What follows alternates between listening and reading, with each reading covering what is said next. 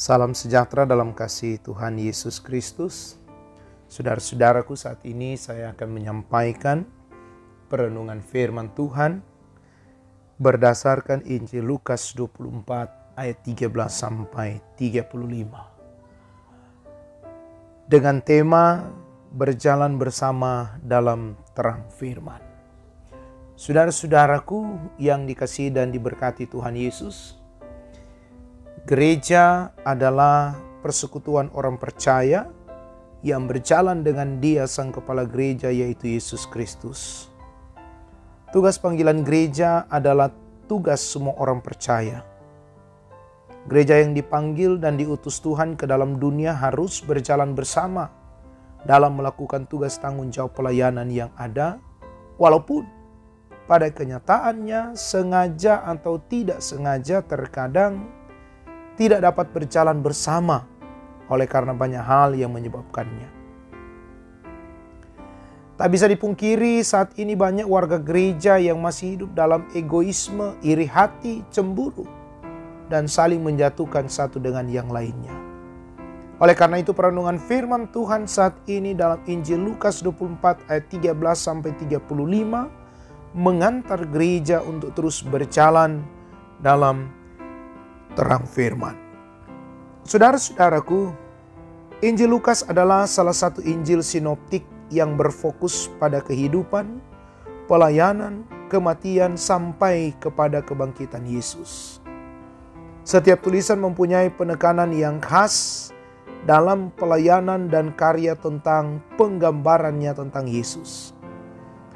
Injil Lukas, yakni Dr. Lukas, menceritakan bagaimana para murid terpencar-pencar sesudah peristiwa kematian Yesus.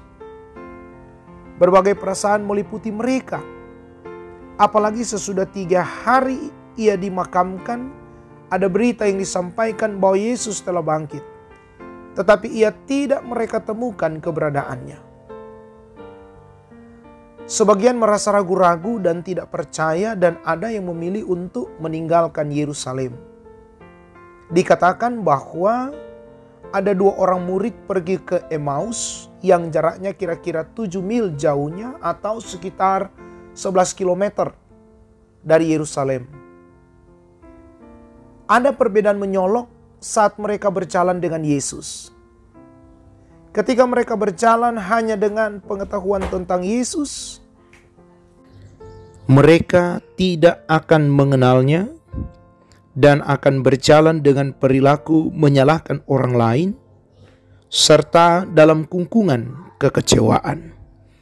Saudara-saudaraku, diceritakan bahwa ketika mereka bercakap-cakap, bertukar pikiran tentang segala sesuatu yang telah terjadi, datanglah Yesus lalu berjalan bersama mereka sebagaimana dikatakan ayat 15.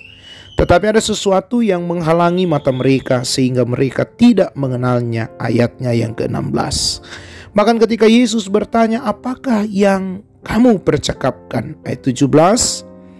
Seorang di antaranya bernama Kleopas balik bertanya kepada Yesus, apakah Yesus satu-satunya orang asing di Yerusalem yang tidak mengetahui apa yang terjadi? Dan Yesus pun bertanya, apa yang terjadi? Penjelasan mereka bahwa Yesus orang Nazaret yang dikenal mereka sebagai nabi, berkuasa dalam bekerja dan perkataan di hadapan Allah dan di depan seluruh bangsa, menandakan bahwa mereka memiliki pengetahuan yang banyak tentang Yesus. Tetapi ternyata mereka kecewa karena ia telah dihukum mati dan disalibkan oleh para imam-imam kepala, ayatnya yang ke-20. Padahal mereka mengharapkan dia untuk membebaskan bangsa Israel, dalam ayatnya yang ke-21. Dan kepada mereka telah dikabarkan oleh para perempuan bahwa Yesus hidup sebagaimana kata para malaikat, ayat 21 sampai 24. Selanjutnya ketika berjalan dengan Yesus dalam pengertian dan iman kepadanya, mereka dapat mengenalnya dan memiliki sukacita serta hidup bersaksi tentang Yesus. Hal-hal ini didapatkan setelah Yesus berjalan bersama dan menegur mereka sebagai orang bodoh yang tidak percaya perkataan Nabi.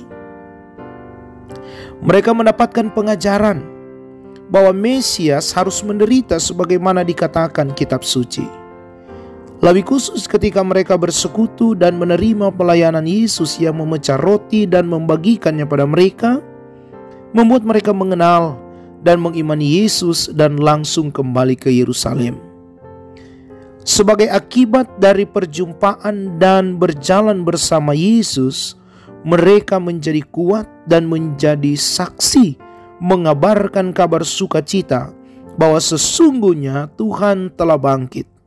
Ayatnya yang ke-25 sampai 35. Saudara-saudaraku yang diberkati Tuhan, dari firman Tuhan ini memberi pesan bagi kita bahwa dengan berjalan bersama dalam terang firman-Nya akan memberikan semangat untuk menjalani kehidupan ini, baik dalam keadaan yang menyenangkan maupun di saat kita menghadapi persoalan kehidupan, baik dalam persekutuan jemaat, masyarakat, dan keluarga.